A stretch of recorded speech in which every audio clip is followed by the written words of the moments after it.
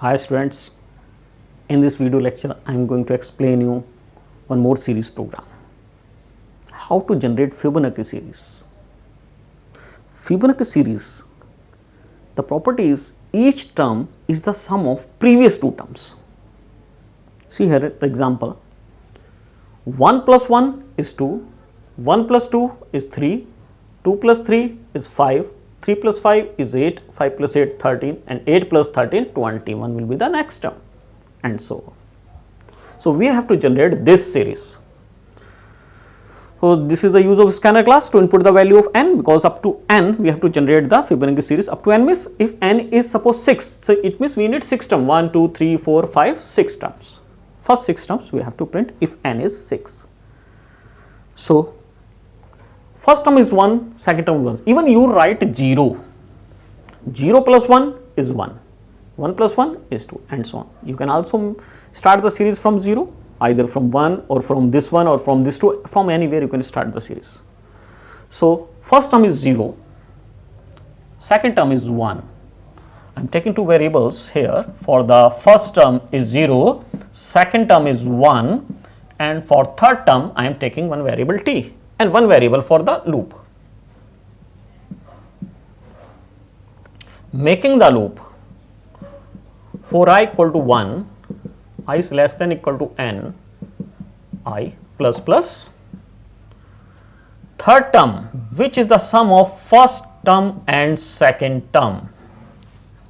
First term is 0, second term is 1 and third term which is the sum of 0 plus 1. So, t equal to first term plus second term f plus s. So, if you print here t with some space gap between these two terms. So, first term t, this term will be printed 1. Now, what I am going to do? I am going to transfer the value of 1 into f and value of t into s. So, if we transfer the value of s into f, we have to write f equal to s. If we have to transfer the value of t into s, we have to write s equal to t and close the loop. This is the function and class. Now, so after transferring the value of s and t to f and s, f will become 1, f will become 1, I am writing f here and s will remain 1 because t was 1, so s will remain 1. Now, f plus s t. So, second time t equal to 1 plus 1 because f and s is now 1 plus 1 is 2. So, t will become 2. So, next time 2 will be printed, first 1 was printed, next 2 will be printed. Now, again transfer the value of s into f and t to s. So, s will be transferred to f will become 1. So, I am writing this will be f now and 2 will be transferred, this t is 2, 2 will transfer to s. When we transfer t to s, this will become s.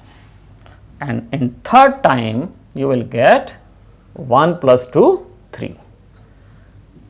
This will be the t, so 3 will be printed. This way you can do. Again, try to understand the same program. I have taken f, s and t.